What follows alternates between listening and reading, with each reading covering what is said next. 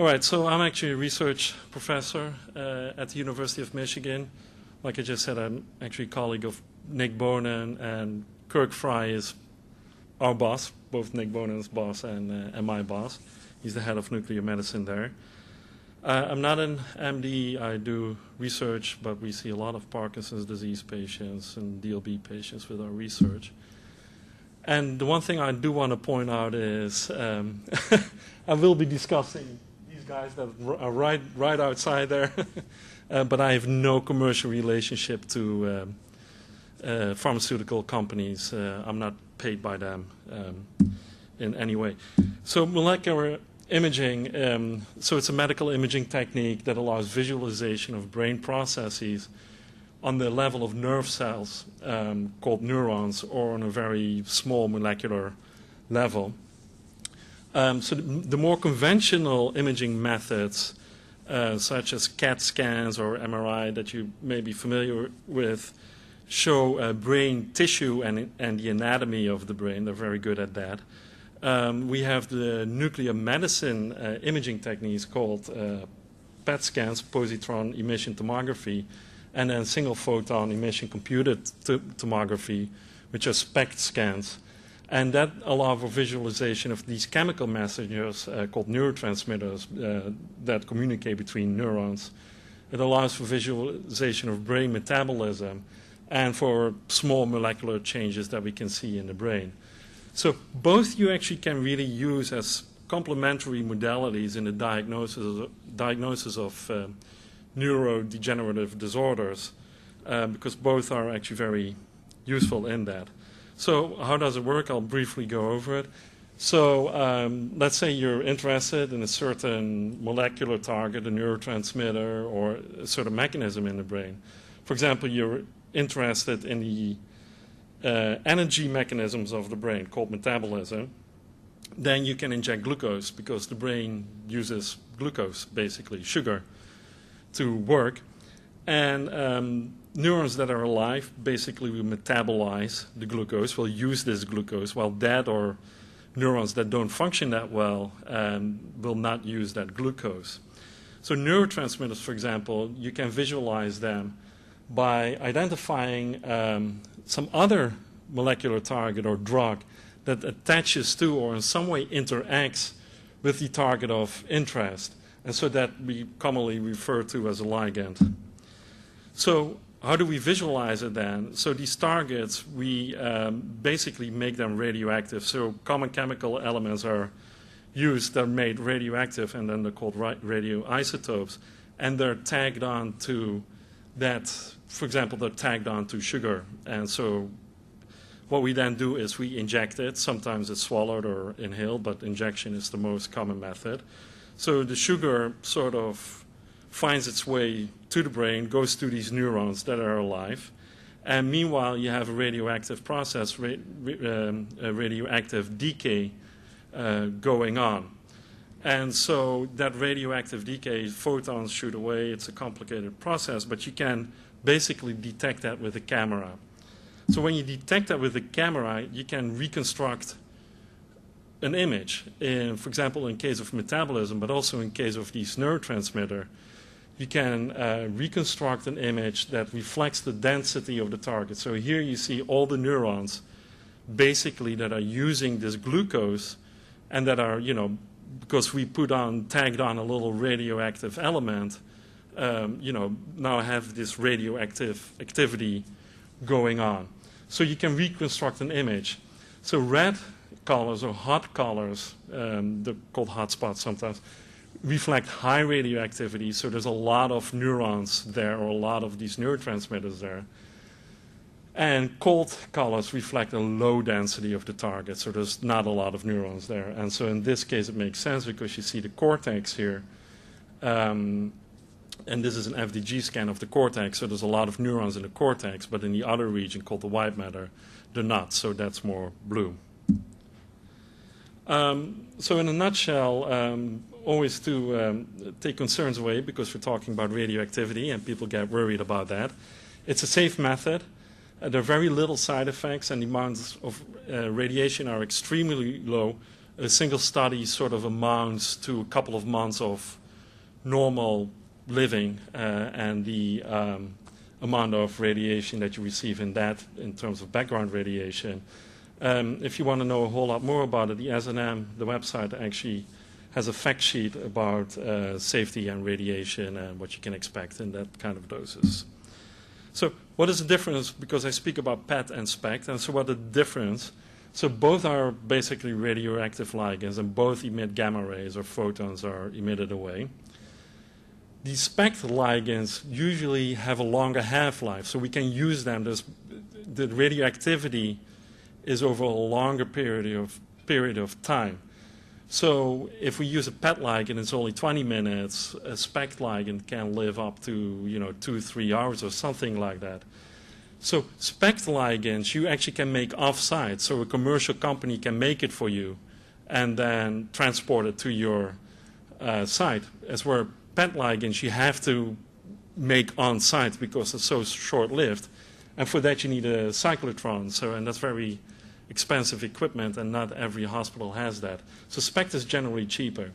However, PET generates much higher resolution images. You can see much more detail in PET images than in SPECT images. So PET has the preference because it will provide you a whole lot more detail. One thing that I want to point out, there's a difference between what's called investigational ligands and FDA Approved ligands. So outside in the booth there, you'll see an FDA Approved ligand. Most of the research that we do are so-called investigational ligands. They have not been approved yet by the FDA. However, they have undergone all these rigorous safety tests as well and are typically used in research settings. And some of these investigational ligands actually may become FDA-approved ligands in the future. So neurodegeneration, that's what I'll be talking about. So neurodegeneration is regressive loss of structure or function of neurons in the brain. So Alzheimer's disease and Parkinson's disease are actually two of the most common neurodegenerative disorders. They occur mainly at older age, although it can occur at younger age. They're called young onset. However, that is actually very rare, and whenever I talk here about Alzheimer's disease and Parkinson's disease, it's sort of assumed that this relates to the old age onset. Both disorders are chronic and progressive, so the disease does not disappear and it actually becomes worse over time. So actually I'll be talking about Alzheimer's disease first. Why about Alzheimer's disease first? Because it's actually the most common neurodegenerative disorder next to Parkinson's.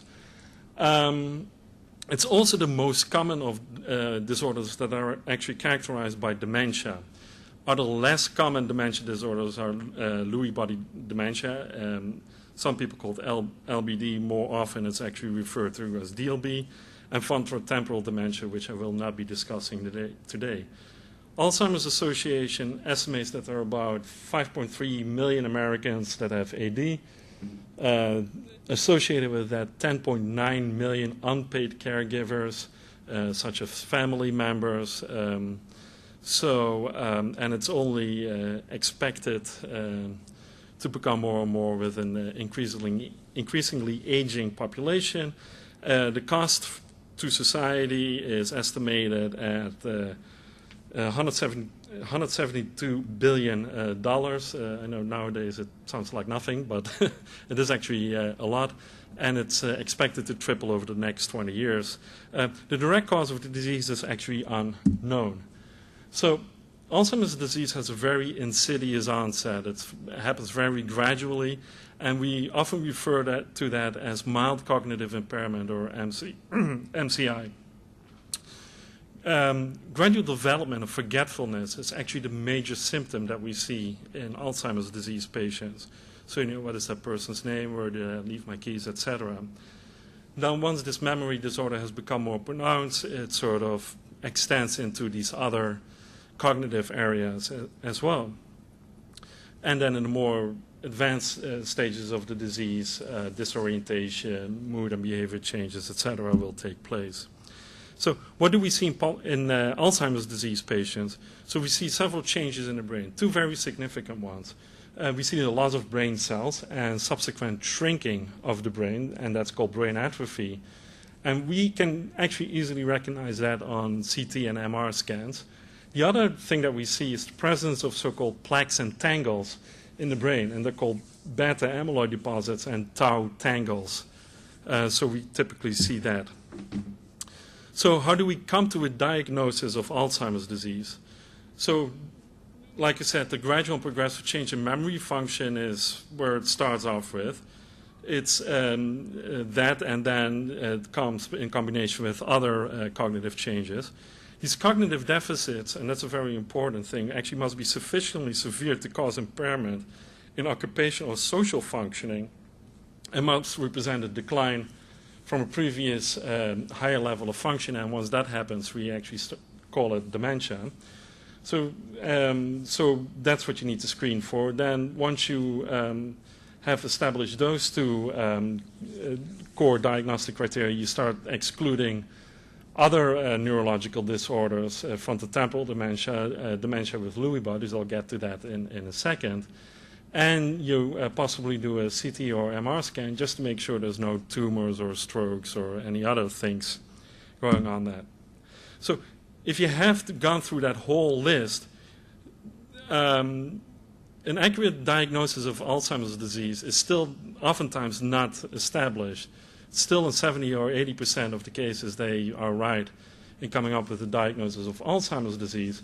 And so to have a definitive diagnosis of Alzheimer's disease, you require evidence of significant levels of these plaques in the brain, of these beta amyloid plaques in the brain. Until recently, we only could do that post-mortem autopsy, so after a patient had passed away, that's only when we could discover that. But now with in vivo, meaning within the living PET imaging, we actually can visualize these beta amyloid plaques in the brain. So the first little cartoon over there that I want to point out, I don't know, okay, is actually the atrophy that you can see in the left top corner.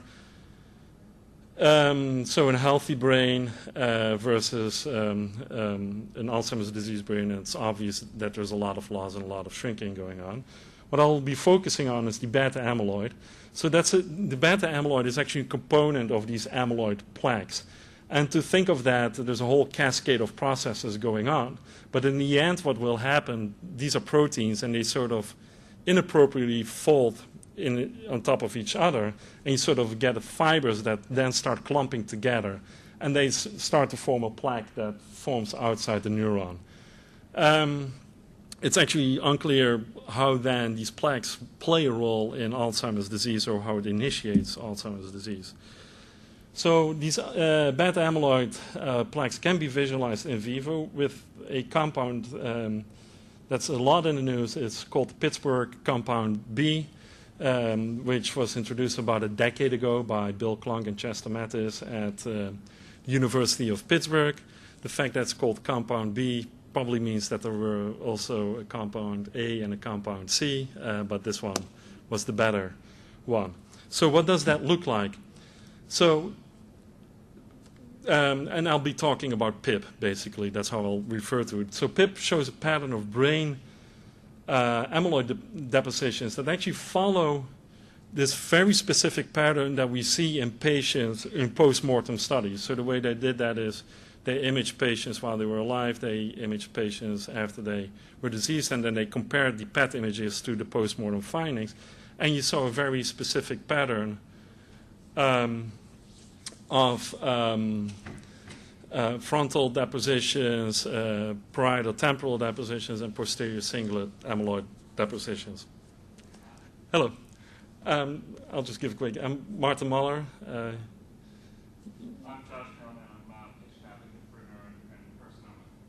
Just here to learn. Okay. All right. So what we see with the PIP imaging is this very specific pattern of amyloid depositions that we recognize from post-mortem studies. And so what we see here, a control, there's very little red, meaning there's very little amyloid. In patients with Alzheimer's disease, there's a lot of red, especially in these frontal areas there, meaning there's a lot of amyloid depositions that we can find. So the thing is, we don't only find amyloid in patients with Alzheimer's disease. So if we would take the general population and we start scanning, then 15 to 20% of older adults actually will have evidence of amyloid as well. So at the far end there, at the left for you, you see a PIP scan of an older person, and there's a lot of blue in there. A little bit of green in the brainstem, which is normal. And so this person is called PIP negative. There's no amyloid in there. But we also have an older person that, several older persons that have some evidence of amyloid in the brain. And that amyloid actually follows that same pattern that we see in Alzheimer's disease patients, which you actually see to your right. But I should note that the colors are not as intense. For the Alzheimer's disease patient, there's a lot of red, so there's a lot of amyloid there.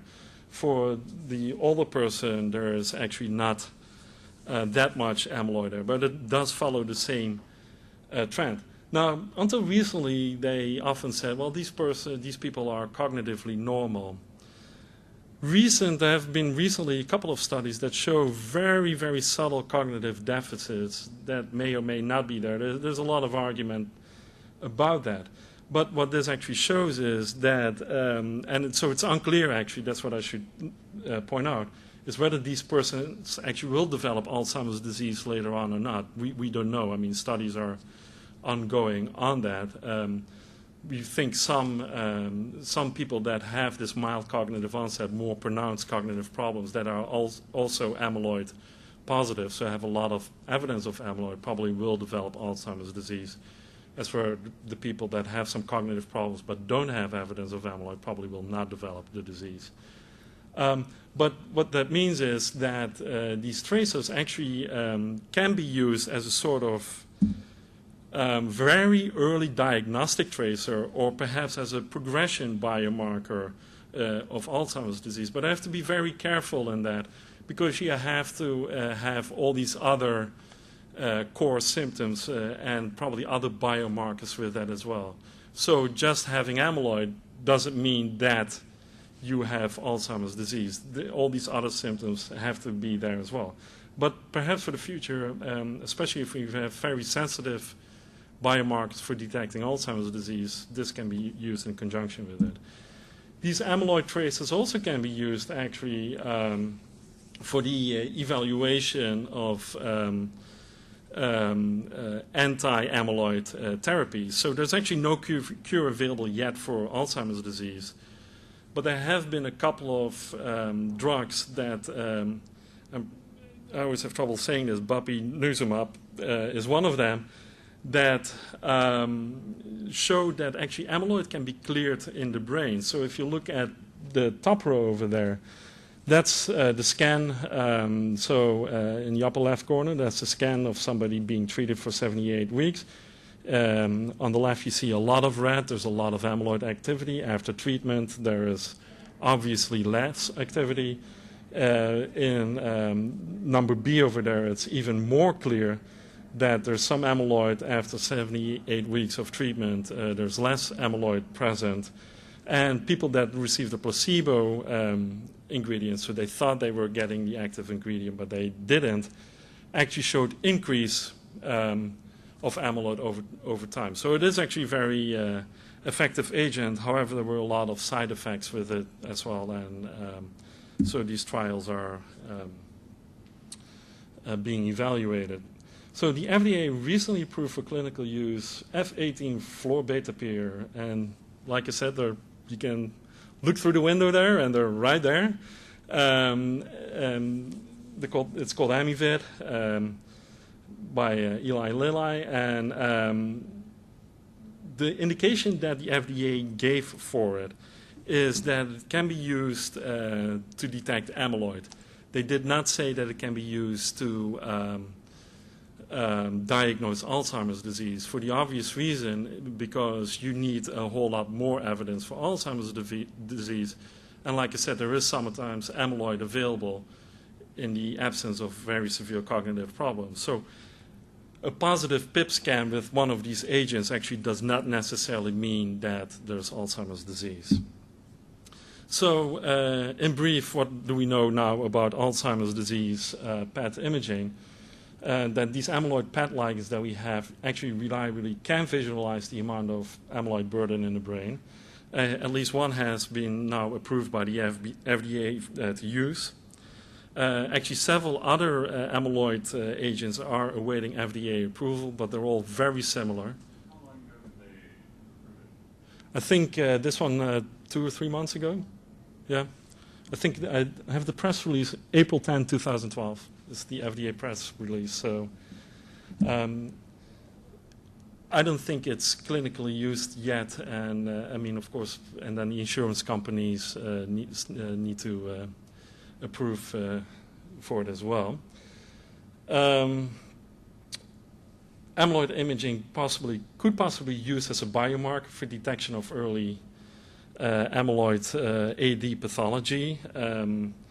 And we possibly could use it as an outcome biomarker to assess anti-amyloid or anti-dementia therapy. All right, so that was the Alzheimer's part. So I'll switch over to Parkinson's disease. Hello. So the reason why I switch over to Parkinson's disease is because it's the second most common neurodegenerative disorder. And Parkinson's disease is the most common of the so-called Parkinsonian disorders. Other less common Parkinsonian disorders are progressive supranuclear palsy, PSP, and multiple system atrophy, and I will not be discussing those today. The Parkinson's Disease Foundation estimates that there are approximately 1 million Americans that have PD. I think that's probably a little bit of an underestimate. We know it's about 1% of the population, and that 60,000 new cases are diagnosed each year. And societal cost is estimated at $25 billion per year in the U.S. So Parkinson's disease is actually characterized by motor and non-motor symptoms. And the motor symptoms are actually most noticeable and actually define the disease, and the diagnosis is based on these motor symptoms. The motor symptoms, called cardinal symptoms, include one or more of the following. We see a lot of tremor, slowness of movement, limb stiffness, and difficulties with gait and balance. So what we see in Parkinson's disease is a loss of a neurotransmitter called dopamine. That's produced actually in the substantia nigra, which has these black pigmented, it's an area in the midbrain that has these black pigmented cells in there. And so that's why it's called nigra, black. And those start to disappear, and with those areas disappearing, dopamine disappears as well. And that actually has consequences for a structure called the striatum, which that controls a lot of movement and also a little bit of cognition. So dopamine starts disappearing there as well. So like we saw in Alzheimer's disease that beta amyloid are very prevalent outside the neurons, we don't see that typically in Parkinson's disease, but what we see in Parkinson's disease are so-called Lewy bodies, and those are inside the neurons. And in a way they're similar, but also very dissimilar, but in a way they're similar to beta amyloids, as in that they're proteins that are sort of incorrectly folded and collapsed on each other. Dopamine loss is very asymmetrical, so typically we see one side more affected than the other side of the brain, and typically we see in Parkinson's disease patients, they have more symptoms on one side of the body than on the other side of the body. And typically what we see as well, this striatum is this big structure that we have in a cartoon there at the bottom, is that it's also unevenly affected. So the back posterior parts and the dorsal top parts are actually much more affected than the lower front parts of the brain. So how do we get the diagnosis of Parkinson's disease? Typically we're looking for 2 of 3 of these motor symptoms. If there's a good response to dopamine replacement medications, especially levodopa, that's a good indication. Like Alzheimer's disease, we can look at a CT or MR scan to see if there's evidence of tumors, strokes, normal pressure, hydrocephalus, or any other things, exclusion of other neurological disorders, PSP, MSA, or essential tremor. And especially the differentiation from essential tremor is sometimes problematic. I'll get to that in a few minutes. Again, an accurate diagnosis of Parkinson's disease is not always established. And so what we really need is evidence of significant decrease of dopamine levels in the striatum. And again, PET and SPECT imaging actually can visualize dopamine in the brain. So a dopaminergic neuron actually has several mechanisms that can be targeted to get an estimate of dopamine availability. We can look at the production of dopamine, which is over here. We can look at transportation of dopamine inside of the neuron. It's called vesicular transporters. We can look at receptors. That's over here. And we can look at transporters that sort of reuptake the dopamine back into the neuron where it can be broken down and built up again, and then that whole chain can be repeated again.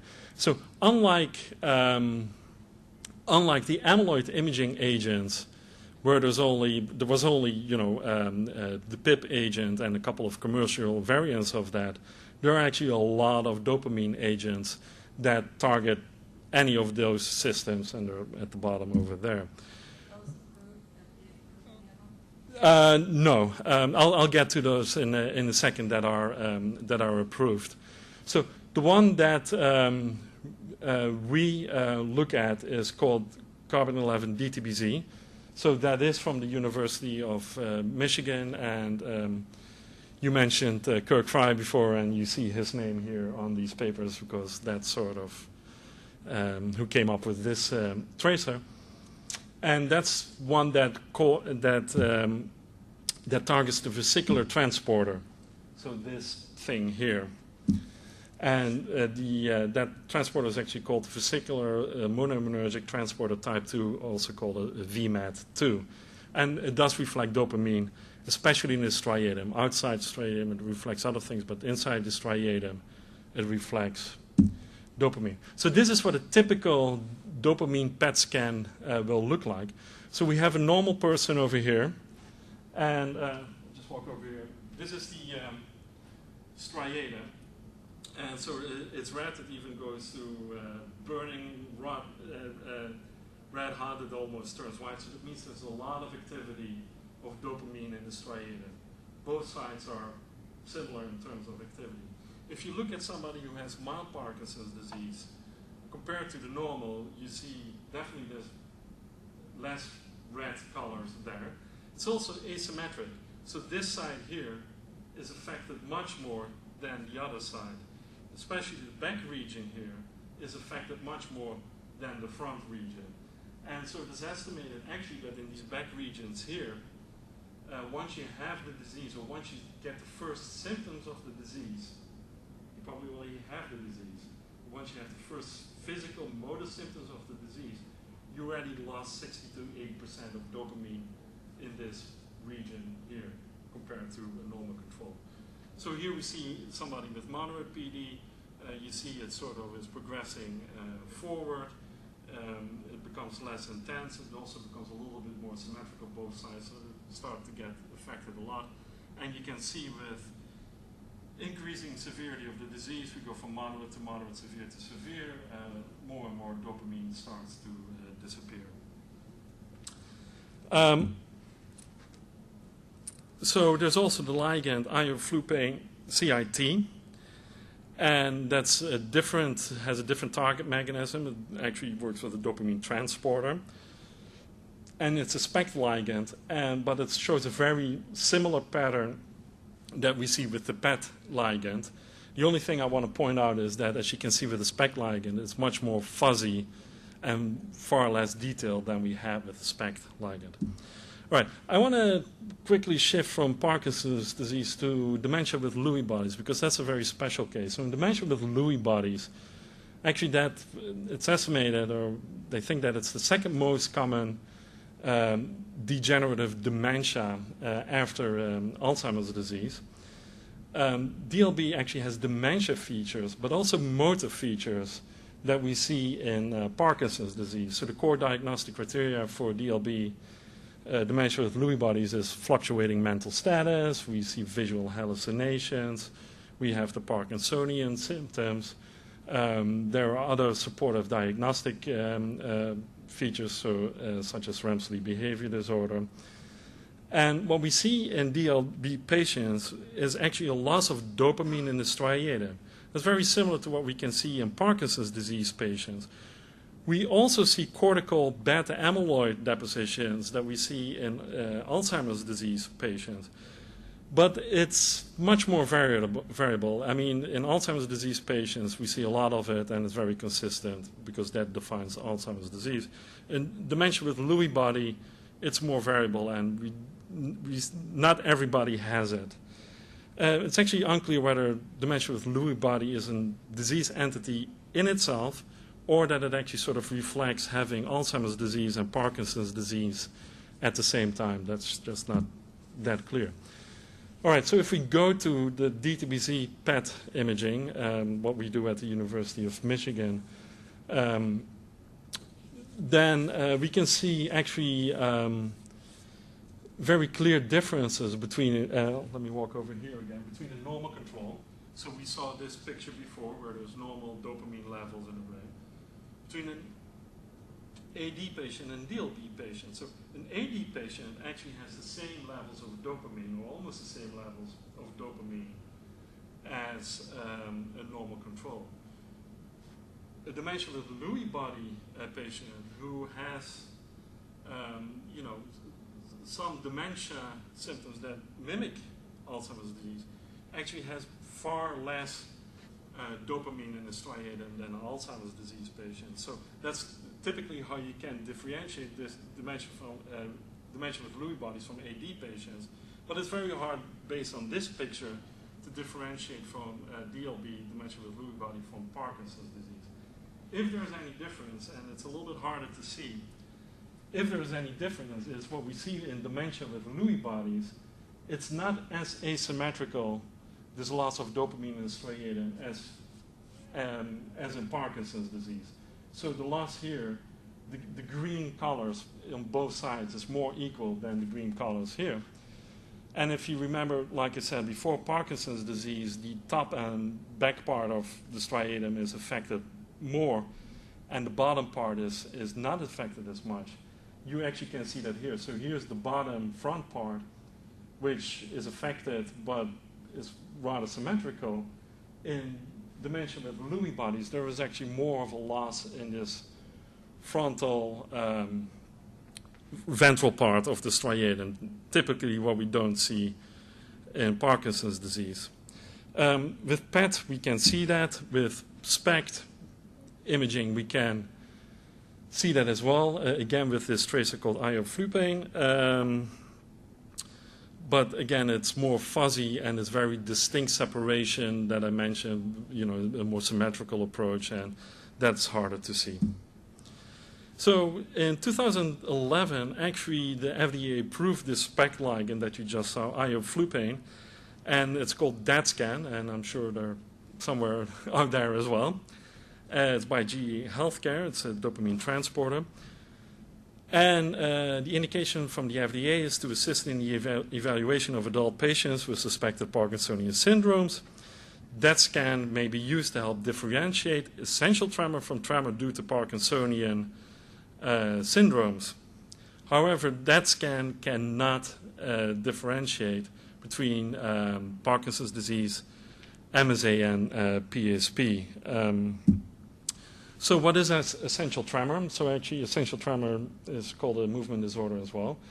What we see in Parkinson's disease patients is tremor. So we typically see resting tremor. So if they have their hand on the table, we'll see tremor going on. That's most prevalent. There's also maybe some postural tremor. So if you keep your hands up, there might be some tremor going on. And there's also kinetic tremor. If you make movements like this, for example, there might be tremors going on. But rest tremor is the defining property of Parkinson's disease. In essential tremor, it's actually the other way around. So if you make voluntary movements, that's where we see the most tremor. Then when you have partial tremor, and rest tremor is actually not that much present in essential tremor. However, oftentimes there's a mix. So as well as in essential tremors in Parkinsonian patients, where you have a mixed resting action tremor. And if tremor is the only symptom that the patient comes in with, then sometimes that makes it hard to actually differentiate essential tremor from Parkinson's disease. It is actually important to differentiate one from the other, because the treatment approach for essential tremor is completely different than the treatment approach for Parkinson's disease. And so here we have this DET scan, eye fluid pain, and as you can see in essential tremor, it's actually a normal DET scan. So that's on the left of your screen. So it just reflects normal activity like we see in normal controls. In somebody with Parkinson's disease, we know that dopamine is disappearing in the striatum, so that is pretty much gone there. And so that's the indication for that scan, and so that's how we can differentiate essential tremor from Parkinson's disease. All right, my last slide. So what do we know? Dopamine PET SPECT scans and ligands reliably visualize the amount of dopamine in the brain. PD patients show, Parkinson's disease patients show severe loss of dopamine in the striatum. We have several ligands, the VMAT2 and the eye fluid pain ligand, that actually may distinguish dementia with Lewy bodies from prototypical Alzheimer's disease, but they're not able to distinguish that from Parkinson's disease. Eye fluid pain has now approved by the FDA for use of differentiation between Parkinson's disease and essential tremor.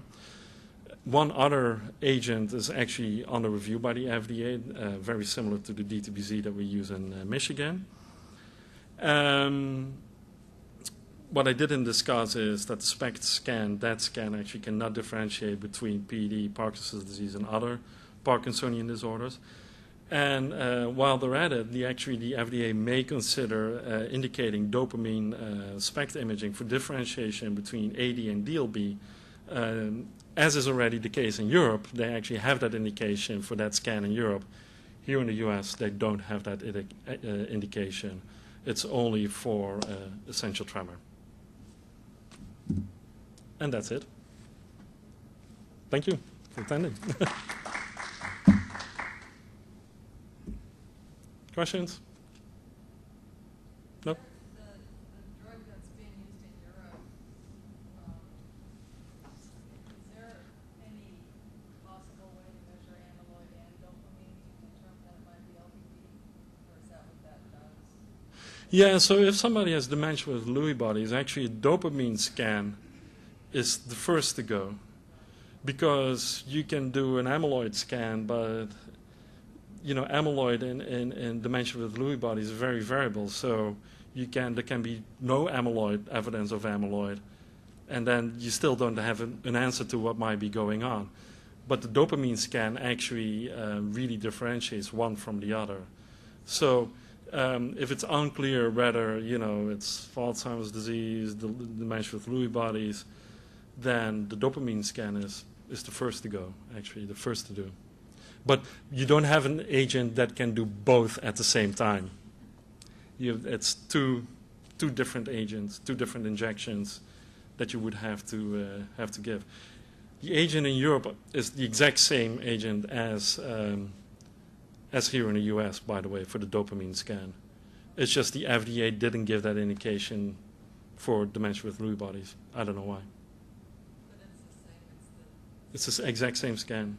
And I think they will add it, but at this point is that the that's a DET scan. Yep.